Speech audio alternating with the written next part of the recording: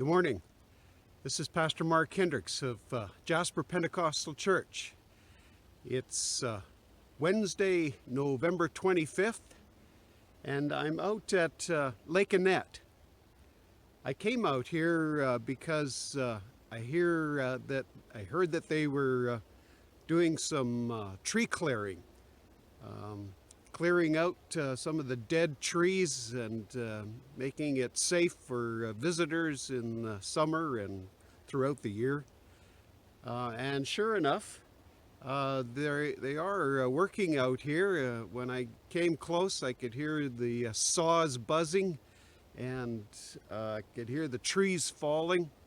And as I got closer, I could see at least one worker. So they're at work clearing the area. There's some smoke. I guess they're already burning some of the brush. It's good to see because this is such a popular place, such an enjoyable place to come and picnic and enjoy the lake. So Parks is clearing out the old pine beetle infested trees and such. I'll just show you around. It's an overcast day, but some blue sky. There's signal behind me.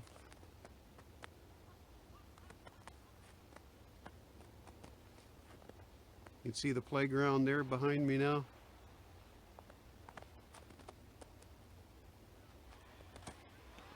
You might be able to hear the saws grinding in the background.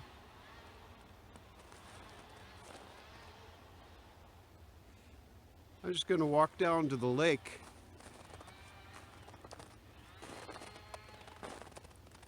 I pray that you're all doing well and keeping happy and hopeful.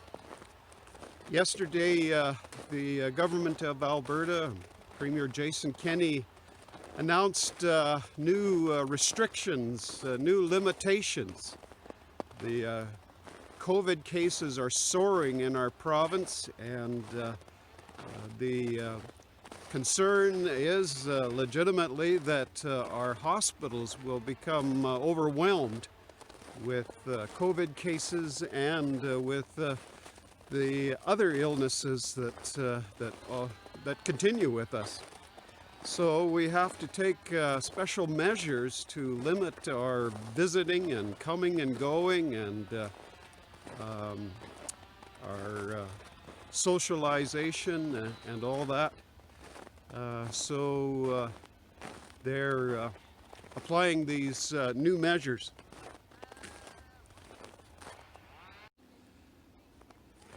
So I pray for our Premier and his cabinet and chief medical officer, that God will give them much grace and wisdom to lead us through this difficult time and make the difficult decisions they have to about our health and safety and about the economy, about people's businesses, their jobs, and their livelihoods.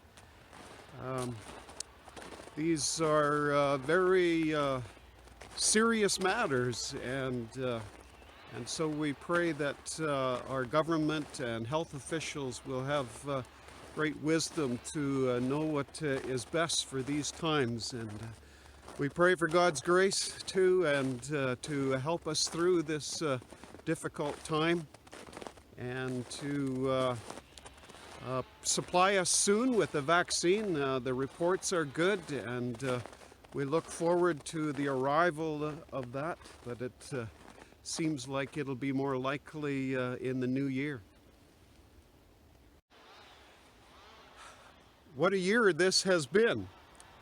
It's been like a long, turbulent storm, a tempest, if you will. And things have been assailing us, and we're just trying to hold on, trying to survive. Speaking of a storm, I'm going to be speaking about Peace in the Storm, this Sunday, the 29th. I'm going to be speaking from Acts chapter 27. And there the Apostle Paul is sailing across the Mediterranean Ocean. And with him are Luke and other ministry companions and the sailors and soldiers that are guarding the Apostle Paul. And he's on his way to Rome to stand trial before Caesar. But en route, of course, they are beset by a storm, a northeaster. And it drives them off their course, drives them across the Mediterranean Sea, so that their lives are imperiled. Their ship is in danger of crashing on the shoals of North Africa. And finally, at a certain point, almost the whole crew and ship lot fears that the end has come and they will not be saved. And even Luke, the writer, says at the one point that we gave up all hope of being saved, except for the Apostle Paul. And Paul, in the middle of the worst part, stands up and says, "Have courage, my friends. An angel has appeared to me and told me that I must stand trial before Caesar. I must arrive at Rome. So take heart, we will be saved." And so in the middle of this storm, in the middle of the Mediterranean Sea, there's this peace and this understanding from the Apostle Paul that God has an appointment for him, and he and his companions will surely keep that appointment by the grace of God, by the will of God, and by the grace of the gospel as well. And so that's what I'm going to be speaking about this Sunday. Peace in the Storm from Acts 27. And I hope that you'll join me for that. Let me give you one last sweep of the area.